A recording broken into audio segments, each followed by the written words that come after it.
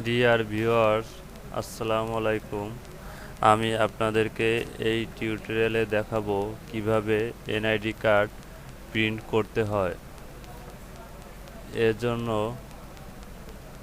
আপনাকে প্রথমে NID card crop করতে হবে। ক্রপ করার জন্য আপনার এনআইডি কার্ডের ফ্রন্ট সাইড এবং ব্যাক সাইড দুইটাই সিলেক্ট করতে হবে।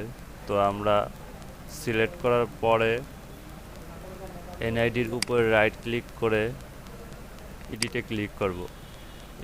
এডিটে ক্লিক করার পরে আমাদের যে অংশটুকু এনআইডিতে আছে ওই অংশটুকু সিলেক্ট করে ক্রপে ক্লিক করব। এরপরে ক্লোজ দিয়ে সেভ করব। পরবর্তীতে নেক্সট ইমেজটি ওপেন হবে। সেমভাবে এনআইডির অংশটুক ক্রপ করে ক্লোজ করে সেভ করব। এরপরে আমাদের এনআইডি কার্ড সোজা করার জন্য অ্যাডোবি ফটোশপ ওপেন করতে হবে। ওপেন করার পরে আমাদের এনআইডির দুইটা সিলেক্ট করে অ্যাডোবি ফটোশপের উপর ড্র্যাগ অ্যান্ড ড্রপ করে ছাড়তে হবে। দেন আমরা এই যে টুলটা দেখতে পাচ্ছেন এটার নাম ম্যাচিউর টুল, এটার উপর ক্লিক করে ম্যাচিউর টুলে ক্লিক করে আমরা খুঁজবো এনআইডি অথবা যে ইমেজটি সোজা করতে চাই ওই ইমেজের সোজাসুজি যদি কোনো রেখা বা দাগ দেখতে পাই ওই দাগ বরাবর আমরা একটা লাইন নিব। লাইন নেওয়ার পরে ইমেজে ক্লিক করে রোটেট, তারপরে অ্যারবিট্রারিতে ক্লিক করব। অ্যারবিট্রারিতে ক্লিক করার পরে এখানে অ্যাঙ্গেলের যে নম্বরটা থাকবে এটা অটোমেটিক চলে আসবে যে কত ডিগ্রিতে আমাদের সোজাটা হবে। আমাদের এটার কোনো পরিবর্তন করতে হবে না, যেরকম আছে অ্যাজ ইট ইজ থাকবে, আমাদের ওকে করতে হবে। ওকে করার পরে আমরা দেখতে পাবো এনআইডিটি সোজা হয়ে গেছে। পরবর্তীতে আমাদের এই রেক্ট্যাঙ্গেল ম্যাচিউর টুলটি ক্লিক করতে হবে। ক্লিক করে আমরা এনআইডির যে অংশটুকু ক্রপ করব ওই অংশটুকু সিলেক্ট করব। সিলেক্ট করার পরে ইমেজে যাব, ক্রপে ক্লিক করব। আমরা দেখতে পাচ্ছি এনআইডির ফ্রন্ট সাইডটা ক্রপ হয়ে গেছে। ক্লোজে ক্লিক করব, সেভ করব। সেমভাবে আমাদের দ্বিতীয় ব্যাক সাইডের ইমেজটি কাজ করব। আবার আমরা ম্যাচিউর টুলটি সিলেক্ট করব। সিলেক্ট করে আমরা সোজা বরাবর একটা দাগ নিব।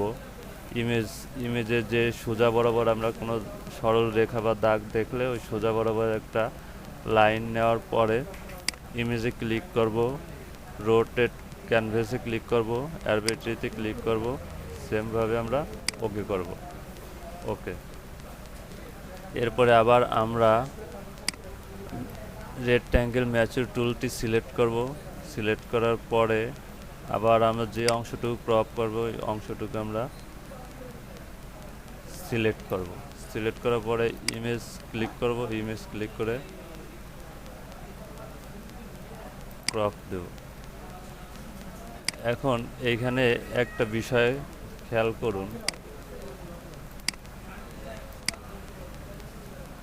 যদি আমাদের কখনো এরকমের হয়, সাপোজ আমরা সিলেক্ট করব এইখান থেকে কিন্তু ভুলবশত সিলেক্ট হয়ে গেছে এরকমের অথবা এরকমের, সেই ক্ষেত্রে আমাদের কি করতে হবে? আমাদের সিলেক্টের উপরে ক্লিক করে ডিসিলেক্ট করলে এটা ডিসিলেক্ট হয়ে যাবে। পুনরায় আমরা আবার সিলেক্টটা করতে পারবো।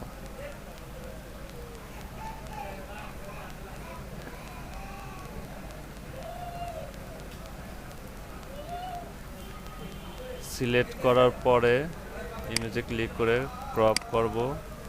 ক্রপ করে ক্লোজ দিব, ক্লোজ দিয়ে সেভ দিব।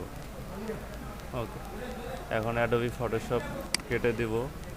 দেওয়ার পরে আমরা ফন্ট সাইজের ইমেজটির উপর রাইট ক্লিক করে কন্ট্রোল ই ক্লিক করে কন্ট্রোল এ ক্লিক করে সিলেক্ট করব, দেন কন্ট্রোল সি দিয়ে কপি করার পরে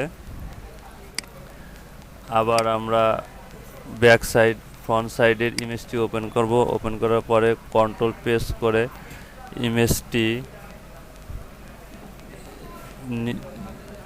জুম আউট করব। জুম আউট করার পরে আমরা ব্ল্যাঙ্ক স্পেস নিব, যাতে আমরা কপিকৃত ব্যাক সাইডটি এখানে পেস্ট করতে পারি। এরপরে আমরা ড্র্যাগ অ্যান্ড ড্রপ করে ব্যাক সাইডের ইমেজটি নিচে আনার পরে আমরা আবার এই ইমেজটু কপি করে ক্রপ করব, দেন সেভে ক্লিক করব, সেভ করব। ওকে, এখন এইটা আমাদের প্রিন্ট করার জন্য গুগল ক্রোম ওপেন করব। গুগল ক্রোম ওপেন করে এই ইমেজটিকে ড্র্যাগ অ্যান্ড ড্রপ করে গুগল ইমেজের ক্রোমের উপর ছেড়ে দিব, দেন কন্ট্রোল পি করব। কন্ট্রোল পি দিলে আমাদের প্রিন্ট প্রিভিউটি ওপেন হবে। এরপরে আমরা স্কেল কাস্টম করব। এরপরে আমরা আমাদের এনআইডি স্বাভাবিক যেরকমের ছোট করার প্রয়োজন হয় সেরকমের ছোট করে আমরা